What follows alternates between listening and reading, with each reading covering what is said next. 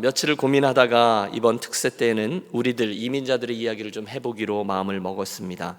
성경 속에 이민자들이 수도 없는데요, 그 중에 창세기에 나오는, 그리고 출애굽기에 나오는 3명입니다. 그 이민자의 자리에 들어가서 우리들의 이야기를 좀 해보려고 하는 것이죠. 하갈은 애굽인으로 태어나 히브리인 공동체에 들어온 이민자입니다. 요셉은 반대죠. 히브리인으로 태어나 애굽인 공동체로 들어간 이민자였습니다. 그리고 모세는 굉장히 특이합니다. 히브리인으로 태어났다가 애굽인이 되었다가 다시 히브리인이 된 이민자입니다. 그러니 우리들이 나눌 이야기가 많겠죠. 물론 제한된 새벽 시간이지만 여러분, 우리가 그들 이민자의 자리 속에 들어가서 묵상하며 하나님 새해를 주시는 말씀들 붙잡겠습니다.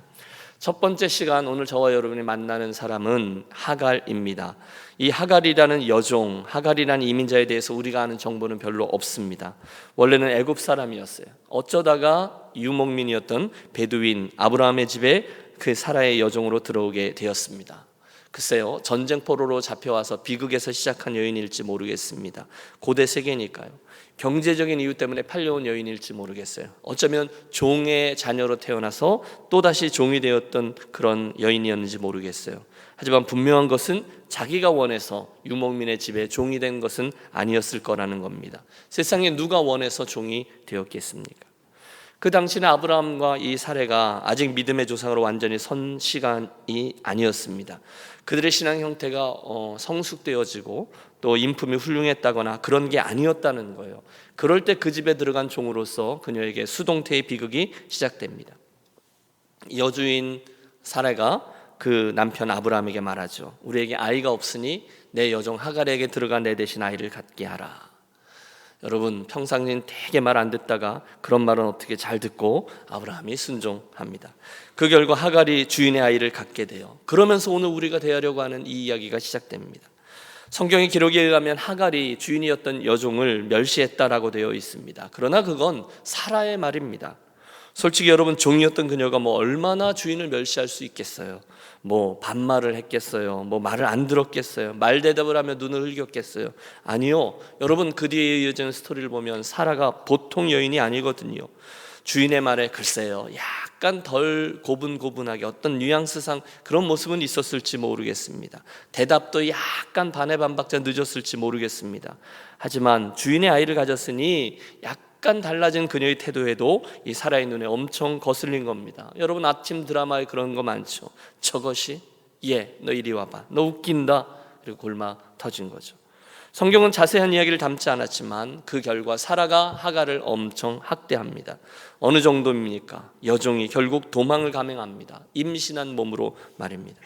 여러분, 고대 세계에서 종이 탈출을 감행하다 잡히면 죽음이었거든요. 그런데 도망을 해요. 죽기보다 힘들었다는 거죠. 그게 창세기 16장에 나오는 억울한 이민자 하갈의 곤고함입니다. 분명 그날 하갈은 억울했을 겁니다. 아무리 성경을 읽고 또 읽어도 저는 그곳에서 사라 편을 들기가 어렵습니다. 우리가 21장을 대했는데 지금 우리는 16장 얘기를 하고 있는 거예요. 이건 아무리 봐도 사라의 갑질입니다. 엄살을 피우면서 남편에게 바가지를 긁습니다. 당신이 제 편을 드니 나는 저것이 나를 이렇게 멸시하게 되지. 나는 억울해. 여러분, 이 상황에서 하갈이 유일하게 기댈 수 있는 사람이 누굽니까? 아브라함입니다.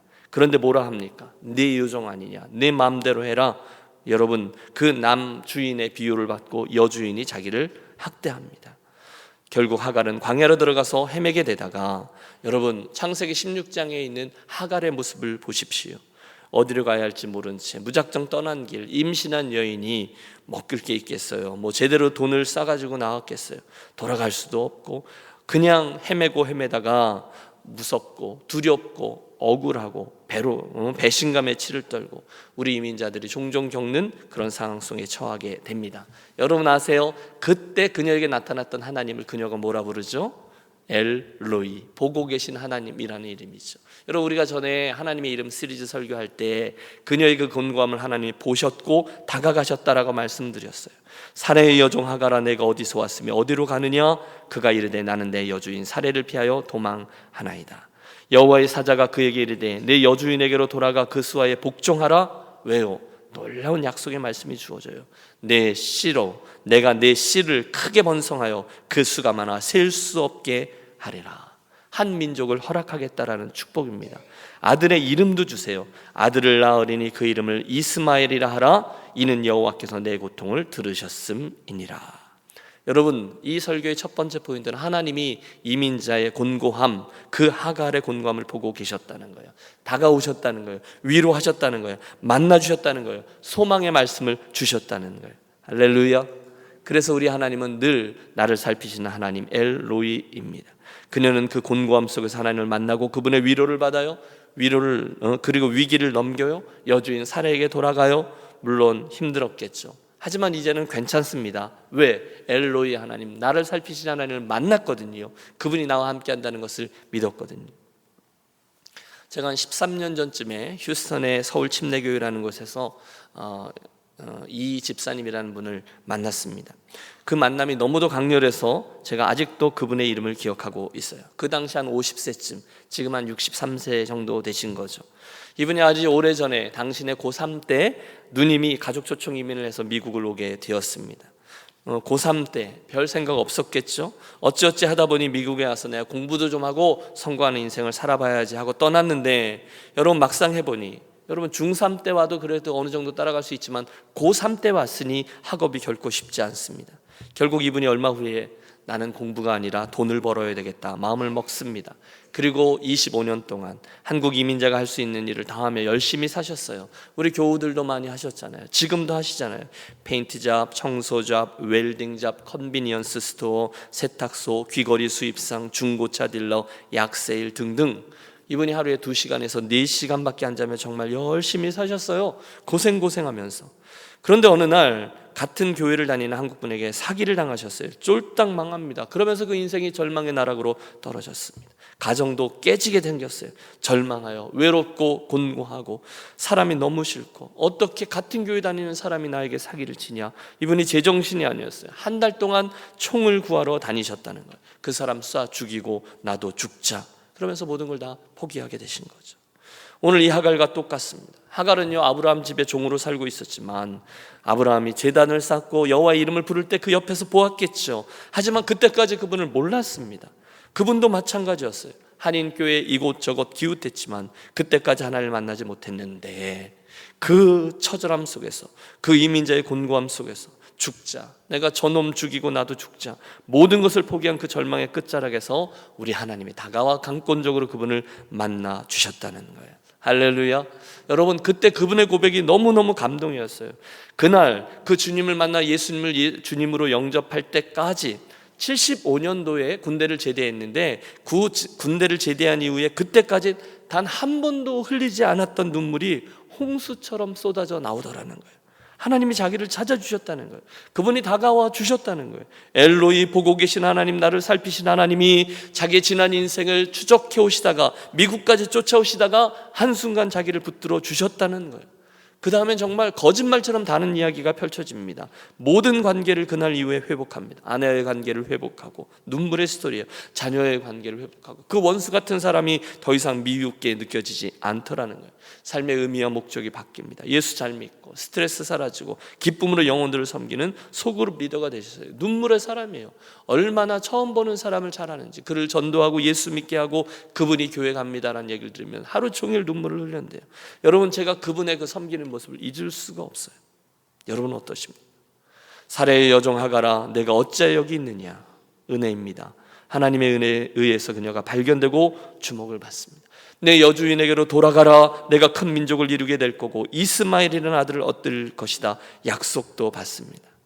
사랑하는 여러분, 이 은혜요, 곤고함 중에 먼저 다가오시는 하나님의 은혜가 새해에도, 물론 방법은 여러 가지지만 저와 여러분에게 풍성히 임하게 되시기를 축원합니다. 그 이야기가 이렇게 마무리되는 줄 알았어요. 하갈의 이야기 말입니다. 사라에게 돌아가 학대를 참고 견디고 드디어 아들 이스마엘을 얻습니다. 야, 과연 하나님의 말씀대로구나. 참 감사하다. 고생 끝 행복 시작. 핑크빛 인생이여 시작되어라. 여러분, 이렇게 되는 게 각본상 맞아요. 하나님을 만났거든요. 그런데 15년이 지난 오늘 본문 창세기 21장에서 그녀는 또다시, 더 큰 위기를 만납니다. 상황이 좀 변했어요. 그 15년 동안 자기도 아이를 낳고 이스마엘을 키웠지만 자기의 여주인인 사라도 약속의 후사였던 아들 이삭을 출산했습니다. 이야, 하나님 대단하다, 놀라운 은혜를 주셨네, 그렇게 생각할 수 있지만 더 큰 문제가 생겼어요. 여러분, 아무도 생각하지 못했던 사건 하나가 오늘 벌어집니다. 9절, 오늘 본문을 보십시오. 9절입니다. 사라가 본즉 아브라함의 아들 애굽 여인 하갈의 아들이 이삭을 놀리는지라 그가 아브라함에게 이르되 이 여종과 그 아들을 내쫓으라. 이 종의 아들은 내 아들 이삭과 함께 기업을 얻지 못하리라 하므로. 여러분, 이번에는요 사라가 더 나쁘게 행합니다. 물론 여러분, 하갈의 아들 이스마엘이 사라의 아들 이삭을 놀렸다라고 돼 있어요. 그런데 여러분, 2살 차이, 3살 차이, 한 4살 차이 이렇게 나는 형이라면 이게 이해가 되죠. 놀리고 못 살게 그래. 그런데 15살 차이가 나는 형하고 동생, 여러분 그 형하고 동생은 말도 섞지 않아요. 그렇죠? 얼마나 놀렸겠냐는 거예요. 데리고 놀아주는 게 고맙죠. 이게 해석하기 나름인데요, 우리 개역 개정 성경은 놀리는지라 그랬지만 공동 번역 성경은 노는 것을 보고 이렇게 번역했어요. 그러니까 실은 별일 아닐 수도 있었다는 거예요. 그런데 사라가 그걸 보다가 뭔가 하나를 생각하고 건수를 잡은 거죠. 눈이 크게 뜨여졌어요. 소리를 지릅니다. 10절을 보세요. 이 여종과 그 아들을 내쫓으라. 여러분, 거기 뭔가가 있습니다. 단순히 형이 동생을 놀린 것 정도의 일이 아닙니다. 왜요? 이 종의 아들은 내 아들 이삭과 함께 기업을 얻지 못하리라. 여러분, 행간을 보세요. 뭐죠? 트집입니다. 결국 사라가 하고 싶은 얘기는 돈 이야기입니다. 자기 아들 이삭에게로 결국은 가야 될 모든 기업, 재산 상속을 미리 보고 미리 이스마엘을 내쫓는 각본이죠. 결국 돈 문제예요. 너무너무 치사합니다. 며칠 전에도 그 왜 대한항공 그 가문에서 이거 갖고 막 싸우고 그러더라고요. 결국 그 얘기입니다.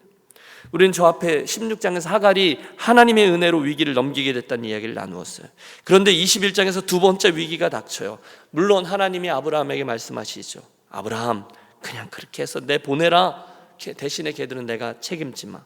그래서 결국 오늘 하갈과 이번에는 그 아들까지 두 번째로 광야로 내쫓기는 겁니다. 물론 여러분, 하나님은 아브라함과 이삭의 계보를 언약의 계모라고 인정하셨어요. 이삭에게서 난 자라야 내 씨라 부를 것임이라. 그런데 그 말이 지금 이쪽에 있는 하갈과 이스마엘을 권념하지 않는다 또는 저주한다라는 뜻이 아니죠. 13절을 보세요. 그러나 이스마엘 말입니다. 여종의 아들도 내 씨니 내가 그로 한 민족을 이루게 하리라. 여러분, 우리들에게 선입견이 하나 있습니다. 그래, 하나님은 당연히 약속의 아들인 아브라함과 사레를 사랑하시고 약속을 기다리지 못하고 중간에 사고쳐서 하갈에게 낳은 아들 이스마엘은 사랑하지 않으셨지. 하나님이 이삭을 선택했지 이스마엘은 저주를 받았지. 그게 아니라는. 하나님은 하갈과 이스마엘 또한 권념해 주셨어요. 어떻게 알 수 있냐고요? 오늘 이 사건에서도 하나님이 저들을 보시고 추적하시고 구원하시고 축복해 주셨다는 것으로 알 수 있습니다.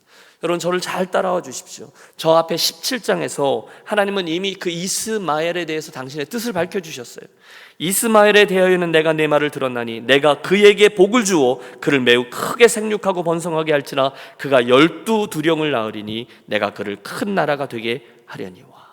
여러분, 성경에 이런 말씀이 있는 것 보셨어요? 하나님은요 아브라함과 이삭 또 야곱, 요셉 이 가문만 축복하신 게 아니었어요. 그분은 아브라함과 이스마엘의 형통에도 똑같이 12두령, 이쪽에 12지파를 세운 것처럼 12두령을 세워서 똑같은 민족을 이루게 하는 축복을 주셨어요.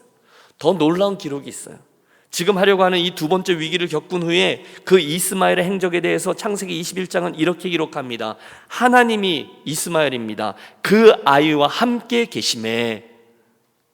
여러분, 뜻밖이잖아요. 하나님이 그 이스마엘과 함께 계심에 그가 장성하여 광야에서 거주하며 활 쏘는 자가 되었더니. 여러분, 임마누엘의 축복이에요. 하나님이 이스마엘과 함께 하심에. 우리가 요셉도 살피겠지만 요셉이 왜 형통했죠? 하나님이 요셉과 함께 했기 때문이거든요. 하나님이 이스마엘과 함께 계심에. 물론 여러분, 아직 스토리가 하나 더 있습니다. 오늘 본문 14절을 보시면 사라가 그 여종과 그 아들을 내쫓으라 난리를 쳤던 바로 그 다음 날 무슨 일이 있습니까? 아브라함이 아침에 일찍 일어나 떡과 물 한 가죽 부대를 가져다가 하갈의 어깨에 메고 주면서 그 아이를 데리고 가게 하니. 여러분, 영화의 한 장면이죠. 뭐죠? 나가라는 거예요. 그냥 가라라는 거예요. 내 인생에서 사라져 주라, 그 얘기입니다. 여러분, 어떻게 사람이 그럴 수 있어요? 그게 아브라함이요, 그 하갈에게, 그 이스마엘에게 베푼 마지막 선이에요. 여러분, 수동태로 자기 아이를 갖게 된 여종 아닙니까? 평생 눈칫밥 먹고 살던 여종 하갈 아닙니까? 그 아들 아닙니까? 내 아들이에요. 아내였던 사라에게 구박받고 고생하고 멸시받으며 숨지기고 살았던 불쌍한 하갈을 아들과 함께 그냥 나가라는 거예요. 어디로요? 광야로요. 떡 얼만큼 하고 물 한 가죽 부대, That's it. 그리고 나가래요. 아니 여러분, 그쯤 되면 아브라함의 거부 아니었어요. 비즈니스를 하나 내주든지 빌딩 하나 정도는 떼어내 주어야 그게 마땅한데 그냥 뭐예요? 떡 얼마, 그리고 물 한 부대, 그게 끝이에요. 여러분, 사람이 이러면 돼요, 안 돼요? 안 되죠. 예, 여러분, 오늘 아브라함과 사라에 대해서 우리가 생각이 많이 바뀌죠. 저 나중에 가서 혼날지 모르겠어요. 우리의 관심은 어쨌든 하갈과 이스마엘에게 있습니다. 그 푸대접과 함께 하갈과 이스마엘이 나갑니다. 눈물을 흘리며 가슴에 미어지며 떠났을 거예요. 아마 내 다시는 뒤도 쳐다보지 않으리라, 그렇게 떠났을지도 모르겠어요. 그러나 지난번과 똑같아요. 현실은 냉혹해요. 어디로 가야 될지 모르는 상황에 그녀가 오늘 본문에 보면 브엘세바 광야에서 방황했습니다. 물 한 가죽 부대, 여러분, 광야, 그 더운 광야에서 한 달째 식량과 아이스박스에 가득 찬 물들이 아니잖아요. 떡 조금하고 물 한 가죽 부대예요. 그러면 이건요, 나가서 그거 먹다가 거기서 죽으라 얘기해요. 정말 죽는 거예요. 물이 다 떨어졌거든요. 갈증에 이제 축 처져 정말 죽는 겁니다. 여러분, 그 다음 장면이 뭔지 아세요? 엄마, 물, 그러면서 이스마엘이 쓰러져 있는 겁니다. 아무것도 할 수 없는 엄마 하갈은 죽어가는 그 자식을 그 관목 덤불 아래 두고 자기도 죽어가는데, 여러분, 그 형편을 헤아려 보세요. 16절에 보면 이르되 아이가 죽는 것을 참아보지 못하겠다 하고 화살 한바탕 거리 떨어져 마주 앉아 바라보고 소리내어 우니, 버려진 종 하갈, 거절당한 아들 이스마엘이 그 광야에서 군데군데 있는 가시덤불, 그 그늘도 아닌 그 그늘에 바라보고 그렇게 앉아서 바라보며 죽어가고 있어요. 아이가 저기 앉아 있다가 더 이상 버티지 못하고 쓰러집니다. 엄마는 그 아이가 죽는 것을 바라볼 수가 없어요. 그래서 저쪽에 가서 서로를 바라보며 웁니다. 처음에는 소리나 났겠어요. 눈물을 흘렸겠죠. 그러다 한 사람이 흑흑대기 하고 한 사람이 꺽꺽대고, 그러다가 이게 통곡이 됩니다. 비명을 질렀을 거예요. 이게 뭔가, 내가 어쩌다가 그 집에 들어가게 돼서, 내가 어쩌다가 그런 못된 주인을 만나게 돼서, 내가 어쩌다가 이런 신세가 되어서, 내가 어쩌다가 피를 토하는 순간이. 여러분, 이민자로 살면서 그런 경험 안 해보셨어요? 쫓겨나 본 경험, 서러움 속에 제대로 먹고 살 길이 없고 우리 아이 어떻게 하지? 그랬던 경험 말이에요. 폼제고 호기롭게 미국 유학을 떠나왔는데 재정이 넉넉치 않아서 알아서 가장 싼 너무너무 열악한 기숙사를 선택했어요. 250불짜리 렌트였어요. 히터도 안 되고 에어컨은 말할 것도 없고, 그러면서 첫해 겨울을 나는데 춥고 말했죠. 히터가 안 돼요. 공기는 나빠요. 집은 너무너무 낡아서 결국 식구 5이 다 아프게 되었어요. 감기에, 기침에, 몸살에, 콧물에 숨을 쉴 수 없을 만큼 기침이 심해졌어요. 너무너무 심하게 아픈데 병이 낫지를 않아요. 너무 그 환경이 열악하니까. 곰팡이가 이것저것에 껴있는 집, 환기는 안 되고 히터도 안 되고, 그러니 아플 수밖에 없어요. 그러니까 5 식구가 엄마가 정신을 똑바로 차리고 차트를, 시간표를 써놓고 돌아가면서 약을 먹는 거예요. 근데 결정적으로 의료보험이 없는 거예요. 여러분, 지금 제 얘기하는 거예요. 네. 가난한 유학생이니까 보험을 들 수가 없는 거예요. 의사를 만나기가 두려워요. 만날 수가 없는 거죠. 보험 없어도 그냥 비지트해서 의사를 만날 수 있는 데가 있죠, 도시에 가면. 그런데 한 번 가면 수십 불을 내야 되잖아요. 그러니까 못 가요. 생으로 버티는 거죠. 그런데 동네에 그런 불쌍한 사람들을 위해서 일하는 은퇴하신 할머니가 미니스트리처럼 하는 그런 허줄그레한 오피스가 하나 있어요. 그래서 가서 사정을 이야기하면 좀 봐준대요. 그래서 서럽게 애들을 데리고 가서 난민처럼 앉아있는데 비슷한 형편에 있는 사람들이 꽉 차 있는 거예요. 병든 닭처럼 다들 아파가지고. 애를 보여주고 처방을 받고 카운터에 앉아있는 분, 그 일하는 분의 눈치를 보다가 돈 안 주고 그냥 가라 그랬다고 그 말에 안도의 한숨을 쉬고 무료로 주는 약을 타오고, 그래서 먹는데 안 나요. 여러분, 공짜 약은 안 나요. 이게 유통기한이 다 지난 약들이잖아요. 샘플 약들이잖아요. 그리고 의사를 결국은, 그러다가 막내가 너무 아파갖고 큰 병원을 가야 된다는 거예요. 의사를 만나고 이것저것 겸사를 했는데 결국 폐렴이라는 거예요. 그 결과를 손에 들고 집에 오는데, 여러분, 이게 더 절망적인 거예요. 왜요? 그렇게 우려했던 그 병원비가, 여러분 아시죠? 한 번 응급실 가면 이거 검사하고 저거 검사하고 그러면 10,000불이 후딱 넘어가는 거예요. 그러면요, 정말 죽고 싶습니다. 병원에 잠깐 앉아있는 의사를 만나기 전에도 가시방석에 이걸 그냥 집에 가면 안 되나 그러는데 애는 너무 아파서 축 늘어져 있고 이걸 어쩌나 이러지도 못하고 저러지도 못하는데 정말로 죽고 싶다. 그래서 저는 이 하갈의 이야기를 읽는데 좀 이해해요. 얘야 미안하다. 내가 어쩌다 이런 못난 아빠를 만나가지고 정말 울고 싶어라죠. 힘없이 누워있는 그 아이를 하갈의 이스마엘을 보는 게 그런 거 아닌가 싶어요. 제때 약을 못 먹여서 병을 키운 아이를 보는데 얼마나 원망스러운지. 여러분 제가 지금 막 엄살 떠는 게 아니에요. 정말 그때 제 마음이 막 무너져 내리는 거예요. 내가 뭔 영광을 보겠다가 무슨 유학을 와서 애를 먹이지도 못하고 어쩌다 외국을 나와서 내가 어쩌다가 목사가 돼가지고 그러면서 막 우는 거예요. 하갈 정도는 아니지만 폐렴이라는 이야기를 듣는데 제 아내가 이렇게 말하더라고요. 폐렴은 가난한 집 애들이 걸리는 거라고. 그런데 막 마음이 무너지는 거예요. 여러분도 그러실 때 없으셨어요? 병원도 못 가요. 의사 만나는 게 불안하니까. 실제로 병원 잘못 갔다 오면 뱅크럽시 하는 패밀리도 제가 보았어요. 우리 교회 식구였어요. 그게 이민자예요. 지금 같으면 제가 유니온교회 전화라도 하겠는데 뭐 전화 걸 때 한 군데 없고 자존심은 상하고 의지할 데는 없고 늘어진 아이를 보는데 속이 타요. 하갈이 그날 그 이민자였다는 거예요. 내가 어쩌다가 저 베두인 집에 들어가 이렇게 비극적인 인생이 되었는가. 정말 죽는구나. 다 원망스럽구나. 바로 그 순간에 저한테 창세기 16장에 나타났던 하나님이 그들을 보고 계시다가 또다시 나타나십니다. 이런 본문은 좀 더 극적인 표현을 써요. 하나님이 나타나셔서 말하는데 그들의 소리를, 그들의 우는 소리를 들으셨대요. 여러분 17절을 보세요. 하나님이 그 어린아이의 소리를 들으셨으므로, 할렐루야, 하나님이 아이의 우는 소리를 들으셔서 하나님의 사자가 하늘에서부터 하갈을 불러 이르시되 하갈아 무슨 일이냐 두려워하지 말라. 하나님이 저 아이의 우는 소리를 들으셨다는 거예요. 이런 아이를 일으켜 내 손으로 붙들라 그가 큰 민족을 이루리라 하니라. 여러분 하나님이 이 아이의 우는 소리를 들으셨대요. 그 아이의 우는 소리만 들었을까요? 아니요. 엄마 하갈이 우는 소리, 통곡하는 소리도 들으셨죠. 그리고는요 우리 18절을 함께 읽을까요? 일어나 그 아이를 일으켜 내 손으로 붙들라 그가 큰 민족을 이루게 하리라 하시니라. 그 다음 절이요. 하나님이 하갈의 눈을 밝히셨으므로 샘물을 보고 가서 가죽 부대에 물을 채우다가 그 아이에게 마시게 하였더라. 아멘. 하나님의 그곳에 도우심으로 임한 거예요. 눈을 밝혀주셔서 샘물을 보게 하신 거예요. 그 당시 제가 섬기던 교회 목사님이 1.5세 목사님인 최헌 목사님이란 분인데 그분이 하나님의 천사로 달려오신 거예요.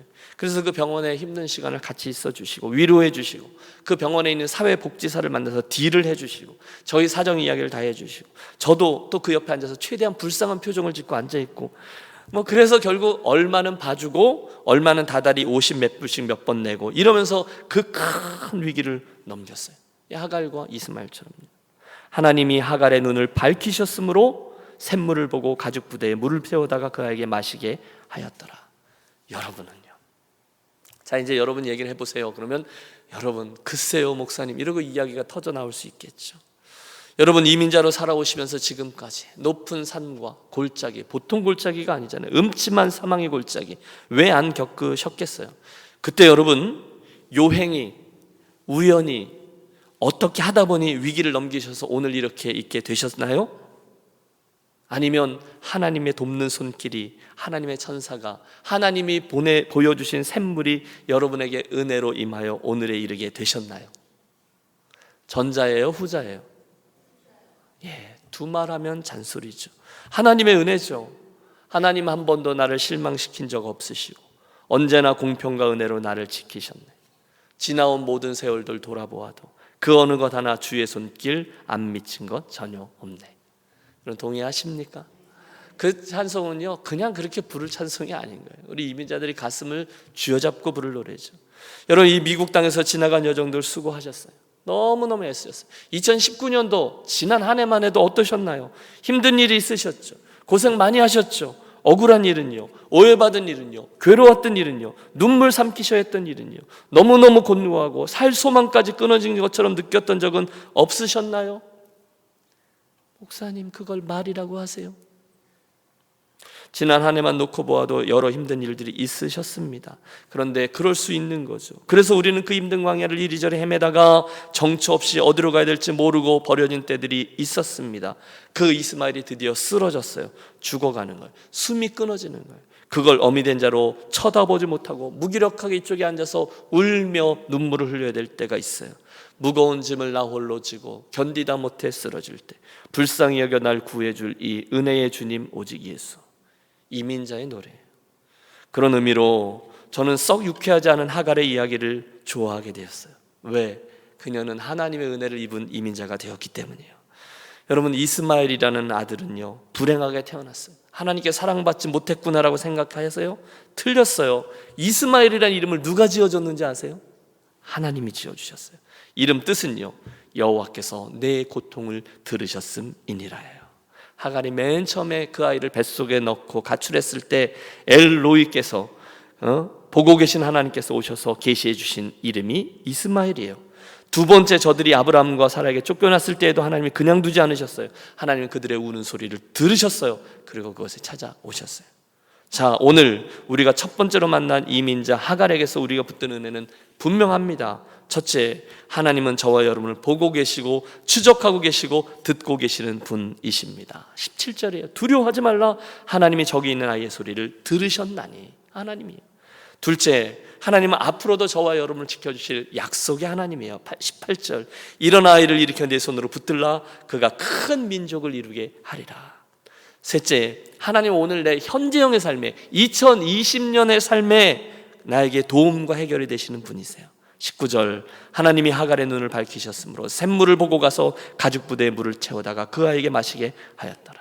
마지막 넷째, 하나님이 결국 우리에게 하신 약속들을 성취하는 약속의 하나님이십니다. 20절, 하나님이 그와 함께 계심에 그가 장성하여 광야에 거주하며 활 쏘는 자가 되었더니. 결국 그 하갈의 이야기는 하나님의 은혜를 받은 이 아이 이야기로 마치게 됩니다. 설교가 좀 긴데요, 2020년 함께 새해를 맞고 우리 특세로 나아가는 사랑하는 성도 여러분, 그렇다면 이 아침 우리가 세 가지, 이 앞에 말씀드린 네 가지 은혜를 붙잡고 이렇게 기도하겠습니다. 첫째, 본문을 보시면서 그 석에 나오는 사람처럼 큰 소리로 부르짖며 기도하겠습니다. 무슨 기도일까요? 살려달라고.